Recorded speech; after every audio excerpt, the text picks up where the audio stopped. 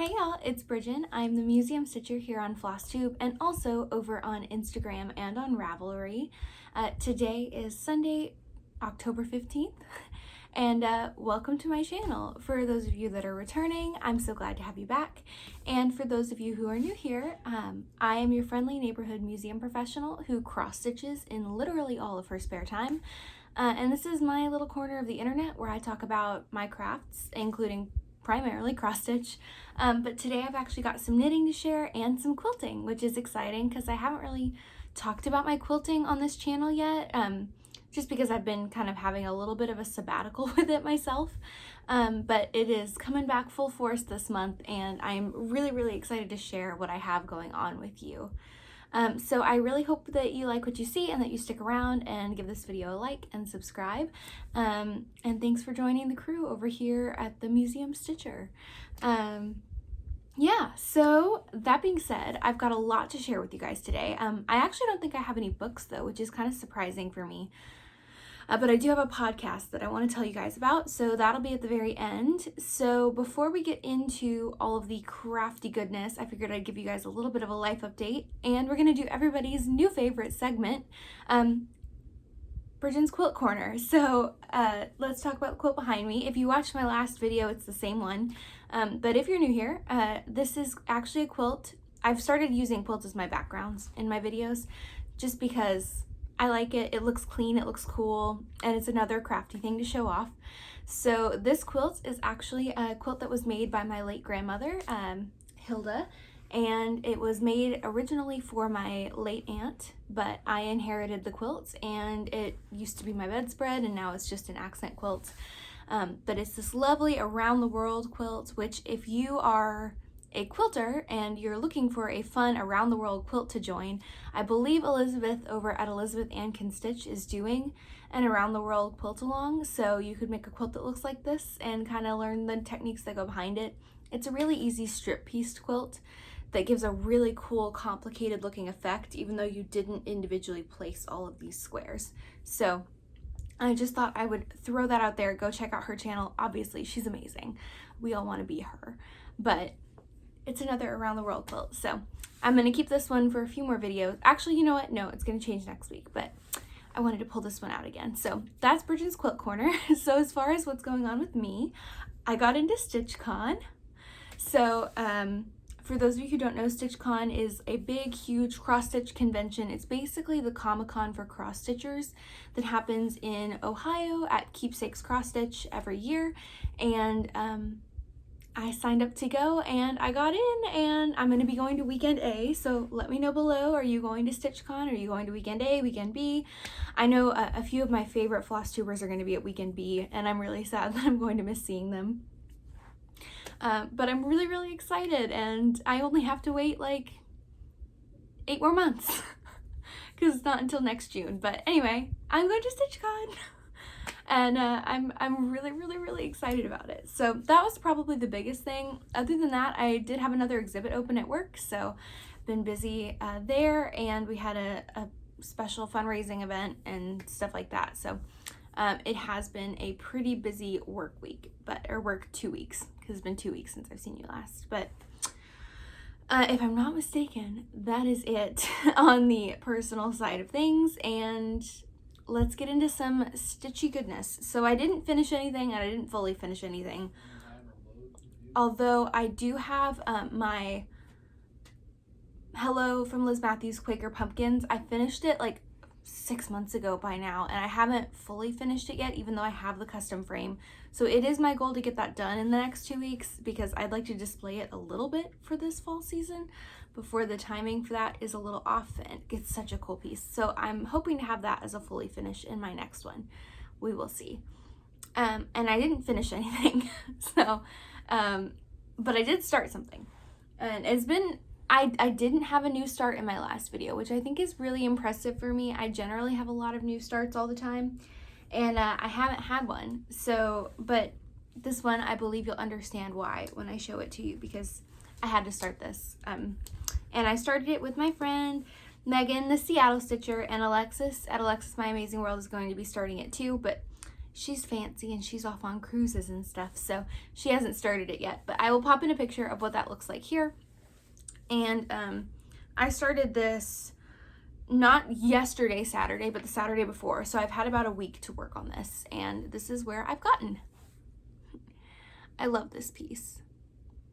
Everyone and their mother is going to be stitching this because it was probably the hottest expo release that came out at this time. I am stitching mine on a 40 count Hazelwood linen by Fiber on a Whim, which was one that you guys chose. I had a poll up on my Instagram on whether or not I wanted to use this fabric or Silver Fox by Fiber on a Whim, and then I got a message from the Liz Mathews herself, and she said that she would choose this one, so I had to listen. I had to go with it, and it looks amazing because Liz has impeccable judgment always. So yeah, I am doing a floss conversion for this one, so it's called for in NPIs, and she has a DMC conversion available as well. But I reached out to the folks over at Evertotes and asked if they could do a Leo and Roxy Flosses conversion for me because I wanted something a little fancier than DMC because I love this piece so much. But I didn't really want to spend money on NPI, especially considering NPIs aren't variegated, and I want a good little bit of variation if I'm going to spend that much on a floss. And so they did a conversion into Leo and Roxy, which is one of my favorite overdyed cottons to work with. And this is what they sent me. So it is an amazing conversion. The only issue is it doesn't factor in, there was a small error on the chart where DMC 844 is supposed to be 3865, which is like, it goes from being like a deep dark gray to a white, because 3865 is a pretty bright white. So I don't have that, so I'm gonna have to go pull 3865 when I get there in my pattern. So I did get an additional skein of Obsidian, which is somewhere, I don't know where. Oh, there it is. Obsidian is kind of this more 844 tone. It matches the DMC perfectly. So I actually ended up throwing out this shade, which is Gomez, which is a sub for some $37.99, I think. But it was too close in tone to this charcoal color, and so when I was putting them together in the pattern, you weren't really seeing a difference. So I decided to take the skein of Obsidian that I wasn't going to be using and sub it for the lighter of the two, and so now that is everywhere in my pattern, and I think it's looking really good. So you can see right here in this butterfly, this little interior part is Gomez and the exterior is charcoal, and you can't really see a difference. It all looks like one color. But over here in this one, the body of the moth is in charcoal, and then these accents here on the edges of the wings are in Obsidian, and there's much more of a difference. I also used Obsidian in the accents in the little bird's wings, and I think that change is a good change for me. I know on camera the top of the cloche isn't really showing up super well, and it is very light against this fabric, but it does show up more in person than it is on camera. So that is my conversion plus my alteration to the conversion. If you are interested in picking this conversion up, Evertotes is selling floss packs for it, so I will link that down below. If you are interested in checking it out, I highly recommend their flosses. They're incredible quality. The variegation is stunning. The tones are beautiful. It's very soft and it doesn't tangle very easily in my opinion. And I just love how it's turning out. So go get your Leo and Roxy floss packs for this or any other chart. I've gotten a few of their conversions and they're always spot on. The colors go really well together and they do a really good job of matching the called for. I highly recommend it. And it's got its own twist and flavor, and yeah, so. And then my needle minder on this project is a little leaf that I got from the Top Knot Stitcher shop. It was her needle minder she came out with for the Autumn Garden Sal, but because it's an autumn cloche, I figured it works just as well. And I actually got my copy of the chart from Top Knot Stitcher. So if you haven't heard of Abby or her shop, go check her out. She's fabulous. She's amazing. We love her. And her kitty cat jam. Because, you know, we're a channel that supports cats over here. So yeah, that's Autumn Cloche. I can't wait to see what Alexis's looks like. Megan has been posting hers as well, and she's doing hers on Sand Dollar by Be Stitch Me, which looks amazing. It's so good. I love the way her fabric turned out. And Alexis is doing Bramble by Picture This Plus, if I'm not mistaken. So everybody's doing something a little different. I'm loving seeing this pop up everywhere, and Liz, you're a genius if you're watching this. You designed a real freaking winner. I'm so excited. I only have a few more butterflies on this side, and then I can start in on the pumpkins and the flowers and everything under the cloche, which I'm super, super, super stoked for. Okay, so in addition to working on that project, I only worked on one other cross-stitch whip in the last 2 weeks. I've kind of decided to start focusing on fewer projects in every 2-week period and then just get more progress in on them. So my other whip that I pulled out is one that I haven't touched since August, and this is one of my 4 new starts for Alexis's 34th birthday. She did a 4 starts for her 34th birthday hashtag back in August, where she invited all of her friends to start 4 new things to celebrate her, and I did, and this is one of my 4 starts. It is Olivia Ochreleiph by Silver Creek Samplers, and I don't know if I have a picture of where I was last time, but here's where I've gotten to. So I can tell you where I was last time. I had this first leaf banner up until the acorn, and then she wears a dress of scarlet red, and that's where I ended. So I added in the entire second leaf border, and then I added and orange leaves from overhead, and yeah, and some of these little like leaves interspersed. So mine is being stitched on a 32 count Vellum by Picture This Plus, and I'm stitching 2 strands over 2 squares of linen, and my needle minder is from Mad for Minders. It is an Outlander one, not the Meek and Obedient type. But I love how this is turning out. It's all of the called for Weeks Dye Works flosses. There's no DMC conversion for this one, so called for is really what you gotta go with for this piece. But I just love it. It gives me massive fall vibes. I love the piece. I love the way it's turning out on this fabric. It's looking so good. And it's honestly, it's nice to go back to something with a bit bigger of a hole than 40 count. Working with 2 strands is a pain in the ass, but it does look pretty cool. And it's gonna come out to being like an 8x8 square when it's finished, so. I only worked on this for 4 days, and I got, you know, that much done, which is pretty impressive in my opinion. But yeah, I love this. I can't wait to have this one finished, and I really only have a little bit of the quote left, and then the girl and her big old dress of leaves. The one thing that holds up this project from going extremely quickly is that there is a lot of color changes. You know, you're just doing like one leaf in that color, and then you have to switch to a different color. So, but if I'm not mistaken, the rest of the quote is in this kind of dove gray color. And so that should go pretty fast, not having to stop and switch colors every, you know, word or so. And if you're interested in seeing my floss wing for this one, here it is. These are all of the called for Weeks Dye Works on my Atom Heart cross stitch thread hearts. This was a limited edition color palette that she did a while back, and it was kind of autumn themed, and so I picked that up. So I'm stitching that one, and that's all of my cross stitch whips. Yeah, like I said, fewer whips but more progress on them, and that's kind of where I'm at right now. A lot of my focus this last week has been on knitting because of the WestKnits MKAL coming out, and we wanted to get ahead on that, and there's a lot of knitting in that. So let me show you my cross stitch haul, and then I'll talk about knitting and sewing and quilting, and then I'll mention my podcast recommendation at the very end, and that'll be the rest of the episode. So as far as cross stitch haul, I only have a little bit, and it is just my Color and Cotton subscription. I got a spot in the Color and Cotton Fabric of the Month Club. I'm dying. I literally, I got the notification at 2 a.m. and it was just a night that I happened to be staying up, and I logged on and I got it. I got an opening in their 36 count linen club, which is great because I get 40 count from Be Stitch Me, so this will kind of beef up my 36 count collection as well. And the color of the month in their neutrals club for October is Nantucket. It is a gorgeous kind of flax color. It reminds me a lot of Platinum by Zweigart, but maybe, you know, slightly more oatmeal-y than that. A great neutral. I get a 1/4 yard, and yeah. So that is my Fabric of the Month Club. So now you'll be seeing this one and the Bestitch Me one.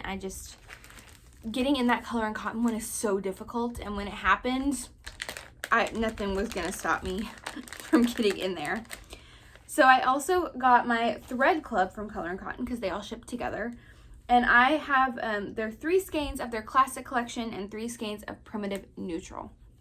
So the Classic Collection colors of the month, if you're not interested, look away. I'll tell you when it's safe to look again. But they are these 3 colors, which are so... Every time they send these, I want to use them together because they always coordinate so well. But it is Rustic Black, Jade, this color, and Terracotta. Really fun combination. I think they would look really great in a little Halloween piece together. But Color and Cotton flosses are so soft. And honestly, I've only been in the Thread Club for like 4 months now, and I have a great stash building up, it's really awesome. And their floss club isn't very expensive either. And they have a lot of options based on, you know, how many skeins of each you want to get. And then my Primitive Neutrals 3 skeins Thread Club came with 3 colors in Yuletide, which is this gorgeous mossy olive green, Winterberry, lovely red, and Snickerdoodle, which is it's a Snickerdoodle kind of a color. So all in all, I got 6 skeins of floss, and this is the month. So you're safe to look again if you didn't want spoilers, and I will be filing these with the rest of my Color and Cotton collection. Okay, so that's it for cross stitch haul. So if you were only interested in the cross stitch portion of today's video, this is where I leave you. Thank you so much for watching. Leave me a comment, let me know what you're stitching on, what you're up to. Did you get Autumn Cloche? Are you going to StitchCon? All of those things. But if you're interested in sticking around, I'm gonna share into some of my knitting and then get into some sewing and quilting plans because I haven't talked about that before. So knitting wise, I had 1 new cast on, but I'm gonna save that for the end because it's the most complicated one. But I did do some work on my Practical Magic socks. So for those of you who don't know, I got some yarn from the amazing Sue at Legacy Fiber Arts. She co-hosts a Flosstube as well called Floss Toss with Rachel of Treehouse Fiber Arts. And they are incredible ladies. They are so kind and so sweet, and they've been really encouraging of my new re-obsession with knitting that hasn't happened in a while. And yeah, so I got some of Sue's yarn. Sue has a yarn dye with her daughter, and they make some really, really beautiful yarn colors, and I'm really enjoying working with her yarn. So I ended up picking up a sock set from her with their Practical Magic colorway. I have this in a little skein coat to keep it all balled up as I pull from the center, but it is a gorgeous color. And then I took a class on knitting socks from my local yarn store where we're doing toe up magic loop socks with a traditional heel flap and gusset. And here's where my sock has gotten. So I finished the entire body of it, and the set that I got from Sue came with a contrast color that you can use for your heels and toes and cuff of the sock, which I love. It kind of breaks up the marled effect, even though this yarn is absolutely freaking stunning. And I got, this is my little progress keeper. So where this little kitty cat was is where it was the last time I showed you guys the sock. So I've knit all the way up here. I've started in on the heel, so you can see that contrast color popping out again. And I'm only mildly irritated at it. I don't know that heels are my favorite thing to do, but you know, here we are, and I'm making progress. So one sock is almost wearable.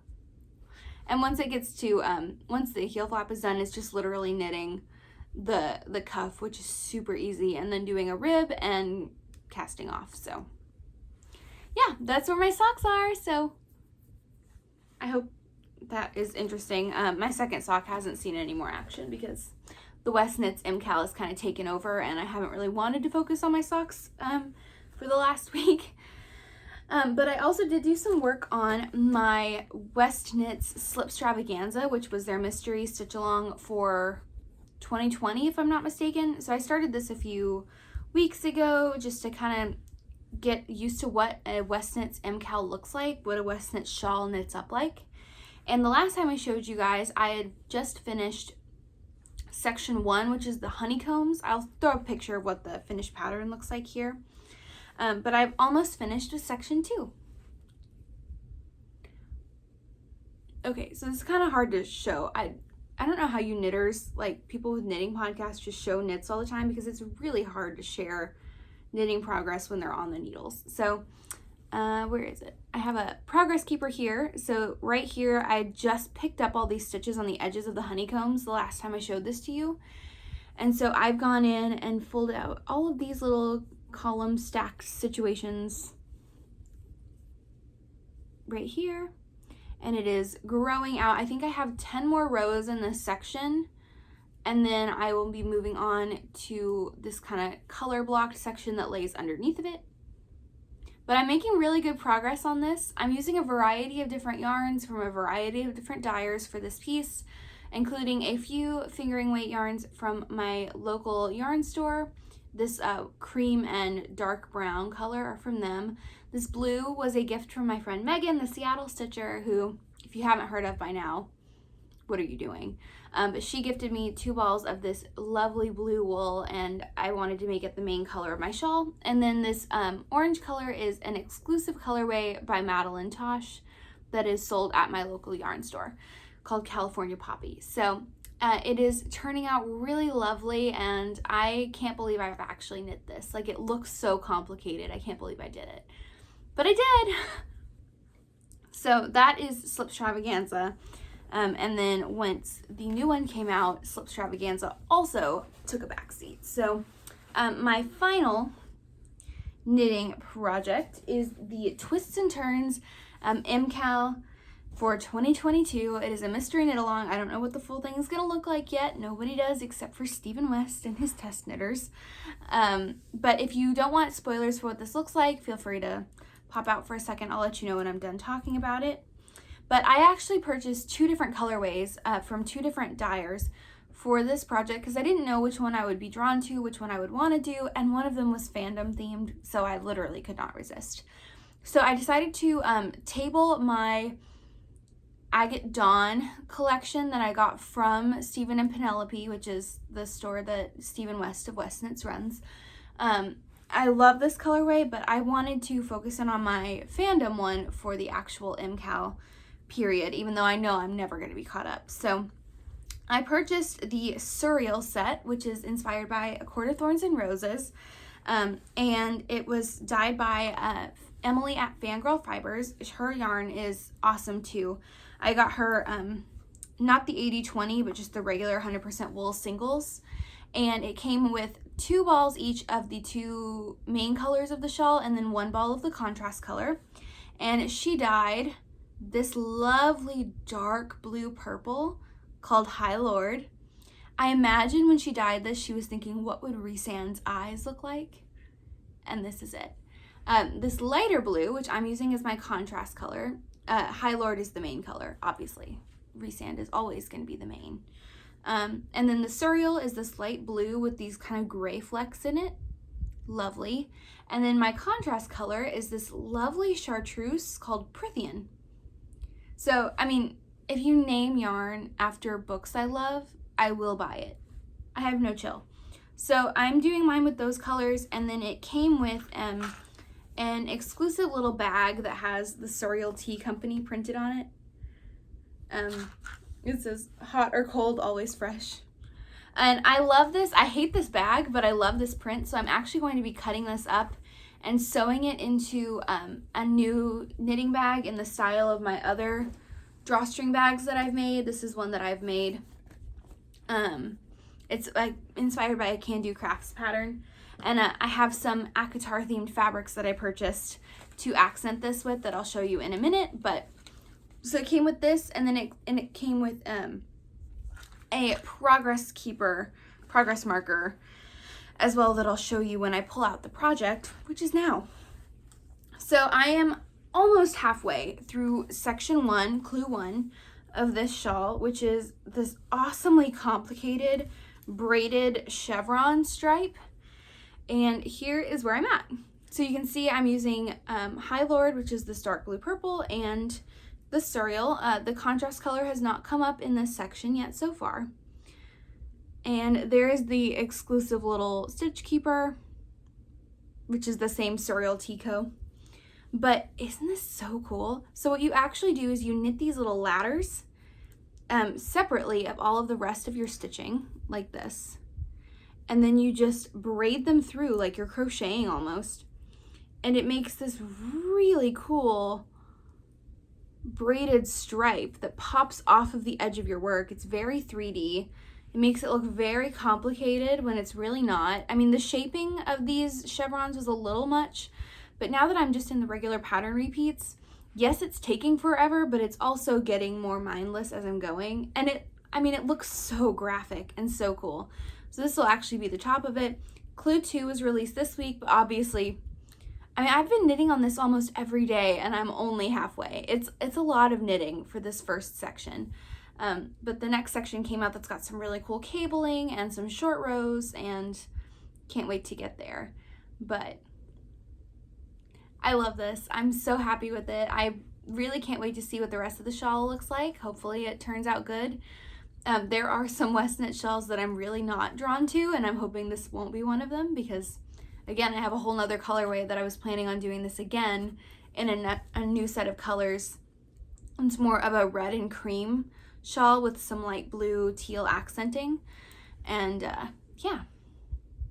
So this is where I've gotten to in basically a little over a week. But I do have a road trip coming up that I'm hoping I can get some massive time in on this, because it is hard to stitch in the car, in my opinion, on high counts of fabric, and I don't know if I want to start a whole new project on Ada just to have something to stitch in the car when I have so many knitting projects that knitting is a little bit easier to do in a moving car on the road. So I'm thinking I might do that. So that's it for knitting, but like I said, I do have some sewing plans, so I'll show you the knitting related sewing thing I got first. And I made a knitting bag for one of my coworkers, and this is it.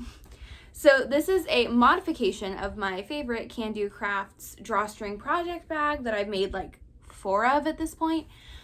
But she has this project that she's doing a crocheted granny square blanket, and she needed an extra big bag to hold like 8 balls of yarn because she's using all of the yarn in each square. So she needed a lot of real estate.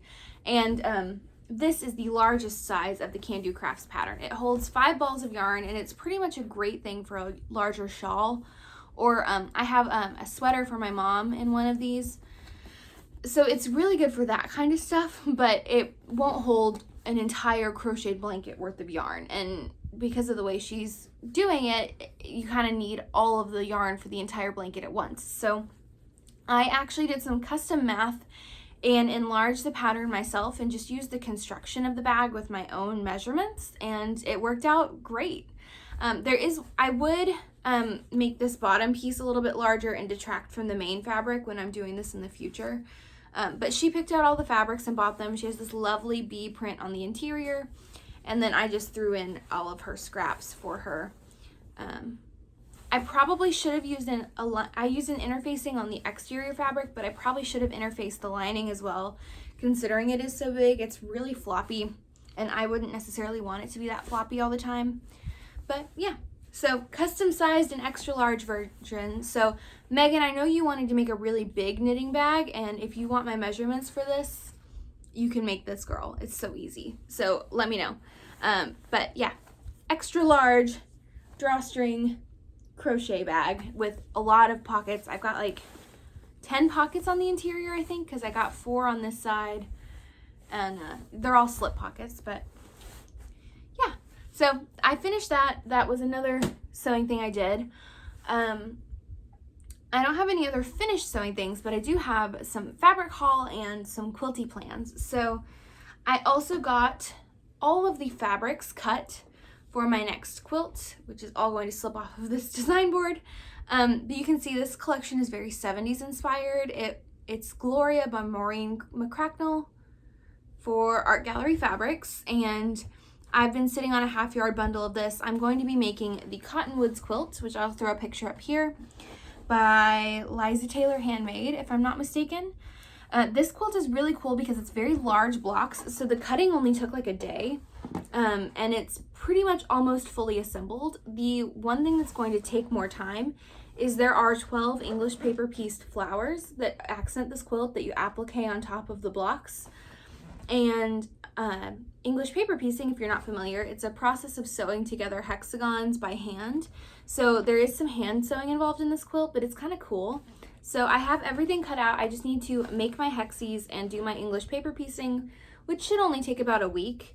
And then I'll be able to assemble this quilt, and that shouldn't take more than another day. So hopefully this will be a pretty quick quilting finish, and I can put it up as a background in a future video. I will have to send it off to my quilter, but yeah. So I got all the quilt piecing done, or cutting done for that quilt, and just have to do my English paper piecing and my applique, and then it's just sewing a bunch of seams together and making the quilt. So super exciting on that front. And then I got some fabric for some upcoming quilts. So I wanted to get this fabric bundle that I'm holding now for the Socialites 2, which is a free quilt along that's going to be hosted by the Fat Quarter Shop.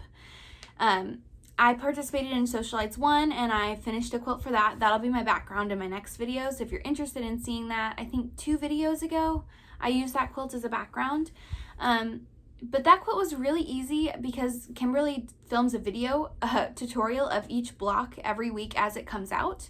It's free, and because you can follow along with her step by step, it's super beginner friendly, even for people who are intermediate or, you know, advanced beginner quilters. If you're willing to take some risks, you could totally do this. But I love that quilt because it was only 1 color per block. This next quilt has some more color mixing, and it requires a few more fat quarters than the last one did.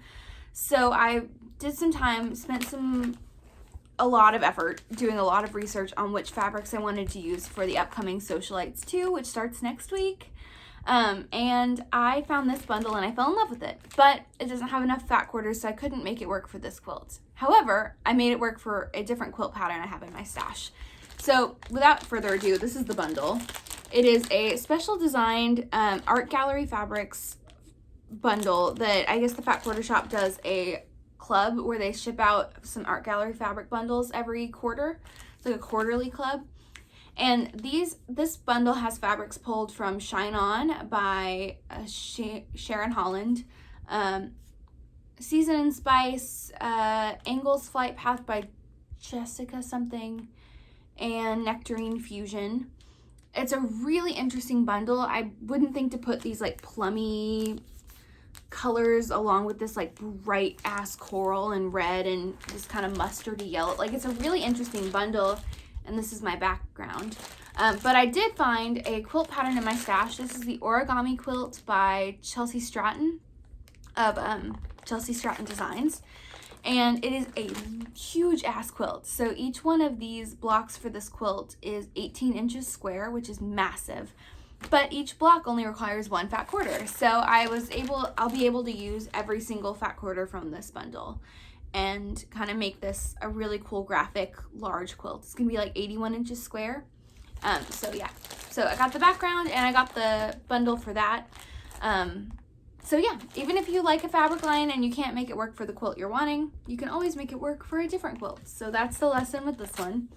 And then the fabric line that I ended up purchasing for the Socialites 2 is called Unruly Nature. It's by Jen Hewitt for Ruby Star Society. She's a guest designer working for them. And this line is so freaking cool. I can't show it to you in person because I've already unboxed it to starch all of my fabrics, because I do starch my fabrics before quilting. It helps with the bias seams and everything comes out a little bit more accurate as you're going.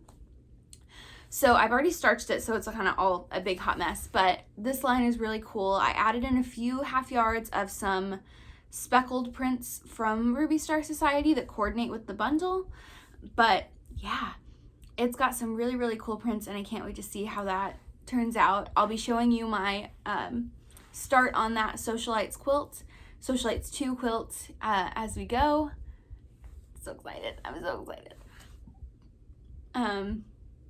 This one's a little bit scary for me because it's got a lot more color mixing, and that stresses me out. I like to know exactly where each of my colors in my quilt is going.